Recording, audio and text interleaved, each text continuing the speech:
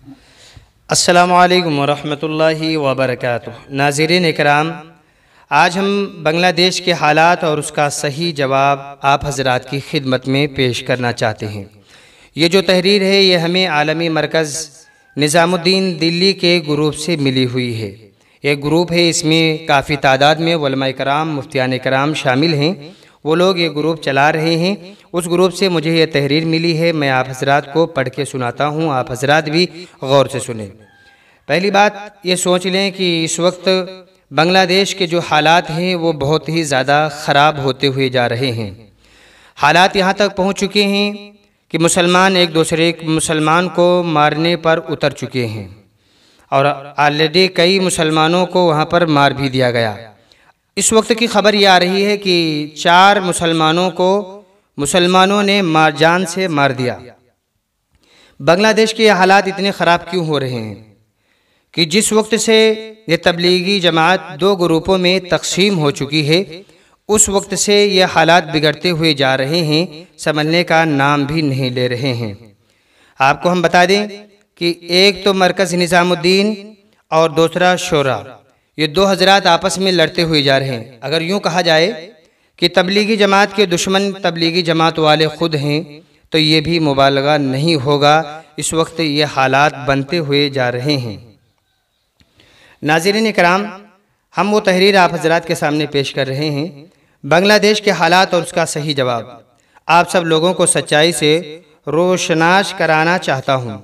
भारत में बांग्लादेश तबलीगी इख्तिलाफ़ात के बारे में कुछ झूठ फैलाया जा रहा है। हकीकत यह है कि 2015 से जब तबलीग 2 ग्रुपों में तकसीम हुई, उसी वक्त से बांग्लादेश में तबलीग का एक ग्रुप जिसका नाम शोरा है, हिफाजत इस्लाम से मुंसलिक हो गया, जो बांग्लादेश में एक सियासी जमात के तौर पर सरगर्म है। 2015 से ये दोनों ग्रुप यानी शोरा और हिफाजत इस्लाम अपने मंशूर में ये मुतालबा रखते थे कि काशिफुल उलूम के शेखुल हदीस हज़रत मौलाना साद साहब दामत बरकातुहुम बांग्लादेश में दाखिला बंद हो जाए, यानी ये बांग्लादेश ना आ सके। उसकी वजह यह बताई जाती थी कि हज़रत मौलाना साद साहब दामत बरकातुहुम दारुल देवबंद के सामने रुजू करें। हज़रत 2016 और 2017 में बांग्लादेश गए। फिर हिफाजत इस्लाम और शोरा ने पाकिस्तानी को अपने साथ मिलाकर एहतजाज का मंसूबा बनाया, जिसके तहत गालिबन 2018 में हज़ारों अफराद ने एयरपोर्ट पर एहतजाज किया। ये सब कुछ हज़रत मौलाना साद साहब दामत बरकातुहुम ने अपनी आंखों से देखा। हज़रत ने फ़ौरन अपने साथियों से कहा कि अगर मेरे आने से किसी को तकलीफ़ हो रही हो तो यहाँ मेरा आना दुरुस्त नहीं है। चुनांचे मौलाना साद साहब फ़ौरन वापस हो गए। उसी वक्त से बांग्लादेश हुकूमत ने 2 ग्रुपों को अलग अलग इज्तिमा करने को कहा और ये तय हुआ कि एक जमात शोरा के तहत होगा और दूसरा आलमी मरकज़ निज़ामुद्दीन के तहत। उस पर भी हिफाजत इस्लाम और शोरा ग्रुप ने इनकार और ज़िद की, लेकिन आखिरकार हुकूमत के हुक्म को मानना पड़ा। उसके बाद आलमी मरकज़ निज़ामुद्दीन की इताअत करने वाले, जो कि 90% से ज़्यादा बांग्लादेश में हैं, उन्होंने कहा कि हम अपने अमीर को इज्तिमा में बुलाएंगे। उस पर हिफाजत इस्लाम और शोरा ग्रुप ने एहतजाज शुरू कर दिया और दारुल देवबंद के फतवा दिखाने लगे। हालांकि ये जानते हुए कि शेखुल इस्लाम हज़रत मौलाना तकी उस्मानी साहब दामत बरकातुहुम और हज़रत मौलाना सैयद अरशद मदनी साहब दामत बरकातुहुम दोनों हज़रात ने कहा है कि दोनों ग्रुप ठीक हैं, दोनों ग्रुप ठीक हैं, जो जैसा काम कर रहे हैं अपना काम करते रहें, दीन का काम समझ करके करते रहें, दोनों ग्रुप ठीक हैं। मौलाना अरशद मदनी साहब ने ये बात कही थी कि ठीक है दोनों ग्रुप, लेकिन दोनों ग्रुप दीन का काम समझ करके करते रहें। ये भी याद रहे कि एहतजाज करने वालों में से कोई भी तबलीग के तीसरे अमीर हज़रत मौलाना इनामुल हसन रहमतुल्लाह अलैह की शोरा में शामिल नहीं था, जबकि हज़रत मौलाना इनामुल हसन रहमतुल्लाह अलैह ने अपनी शोरा में हज़रत मौलाना साद साहब दामत बरकातुहुम को भी शामिल किया था। अब ये मसला सिर्फ़ और सिर्फ दारुल देवबंद हल कर सकता है, क्योंकि दारुल देवबंद के मोहतमीम मुफ्ती अबुल कासिम साहब दामत बरकातुहुम ने कुछ साल पहले कहा था, एहतजाज इस तरह नहीं होना चाहिए।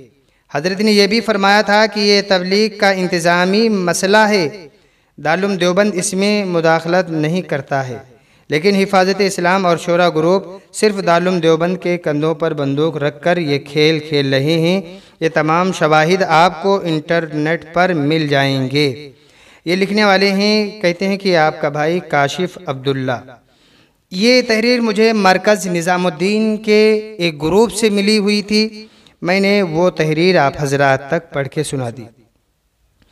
अगर मसला ये रहा दोनों ग्रुप का, तो अगर दीन का काम करके, दीन का काम समझ करके काम किया जा रहा है तो बहरहाल अच्छी बात है।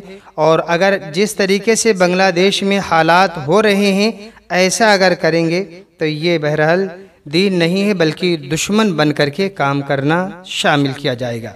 इसीलिए हम इसको दीन समझ करके करें, इकराम की सिफत को ज़िंदा करें। इकराम मुस्लिम क्या है इसको भी बार बार पढ़ने की कोशिश करें, समझने की भी कोशिश करें। हमारे बड़ों ने हमें ये नहीं सिखाया है, हमारे बड़ों ने ये नहीं बताया है कि एक दूसरे की जान को लिया जाए या एक दूसरे को मारा जाए, एक दूसरे को पीटा जाए, बल्कि ये बताया है कि अगर अपना हक जो है कोई कब्ज़ा कर रहा, अपने हक को दबाया जा रहा है तो वहाँ पर भी अगर सब्र करेंगे तो कामयाबी मिलेगी। आप मौलाना हज़रत मौलाना इलियास रहमतुल्लाह अलैह की ज़िंदगी को पढ़िए कि उनकी ज़िंदगी कैसी थी। उनकी ज़िंदगी को पढ़ेंगे तो हकीकत में हमें भी बात समझ में आएगी। फिर समझ करके अगर काम करेंगे तो इंशाअल्लाह इससे बड़ा फ़ायदा होगा। नाज़रीन इकराम, इस ख़बर के मुताल्लिक़ आपकी क्या राय है आप हमें भी कमेंट करके ज़रूर बताएँ। अस्सलामु अलैकुम व रहमतुल्लाहि व बरकातुहू।